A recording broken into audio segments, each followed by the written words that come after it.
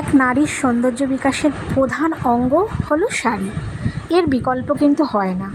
নারীর সৌন্দর্যে পরিপূর্ণতা পায় শাড়িতে। শাড়িতেই বঙ্গনারী সবচেয়ে সুন্দরী। কি তাই তো? তো যাই হোক, আজ আমি সকালবেলায় মাকে একটু তাড়াতাড়ি করে রেডি করাচ্ছি। কেন জানেন? কারণ আজকে মা তার মেজমের বাড়িতে ঘুরতে যাবে।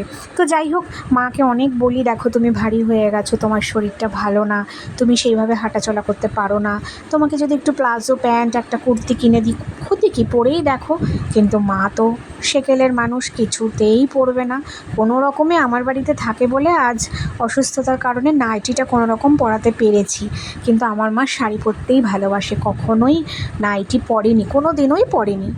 আমার বাবা চলে যাওয়ার পরে, অসুস্থ হওয়ার পরে মা প্রথম নাইটি পরলো। তো যাই হোক, আজকে মাকে শাড়ি পরিয়ে দিচ্ছিলাম।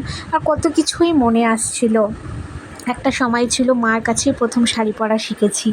একটা সময় ছিল সবার প্রথম, আমি বলে না, প্রত্যেকটা মেয়েই প্রথম শাড়ি কিন্তু তার মায়ের তাই পরে, কারণ মায়ের শাড়ি পরেই কিন্তু প্রথম একটা মেয়ের শাড়ি পরা শুরু হয়।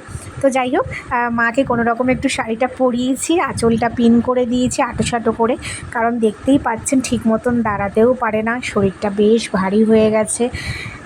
তো যাই হোক, কোনো রকমভাবে একটা শাড়ি পরিয়ে দিলাম। গরমও লাগছিল, মনটাও খারাপ, শাড়ি পরাচ্ছি, মনটা খারাপ লাগছে, কিন্তু কিছু করার নেই। তার তো সবার বাড়িতে ঘুরতে যেতেই হবে, সবাই মেয়ে, সবাই চায় মা আমার কাছে একটু ঘুরতে আসুক।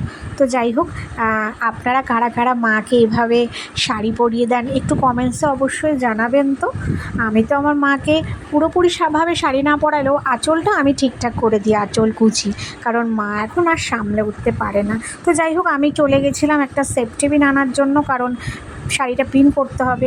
এইদিকে মা তো টাইম দেখছে কখন তার নাতি আসবে নিতে, যদিও বা আজকে আমার দিদির ছেলে আসছে মাকে নিতে। তো আমি একটা সেফটি পিন পেলাম, এনে মাকে এখন পিন করে দিচ্ছি।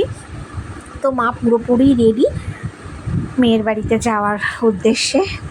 খুব কষ্ট হচ্ছে, কিন্তু কিছু করার নেই। তো কেমন লাগছে বলুন তো আমার মাকে এই শাড়িটা পরে? অবশ্যই কিন্তু কমেন্টসে জানাবেন। আমার সোনা মা। টাটা।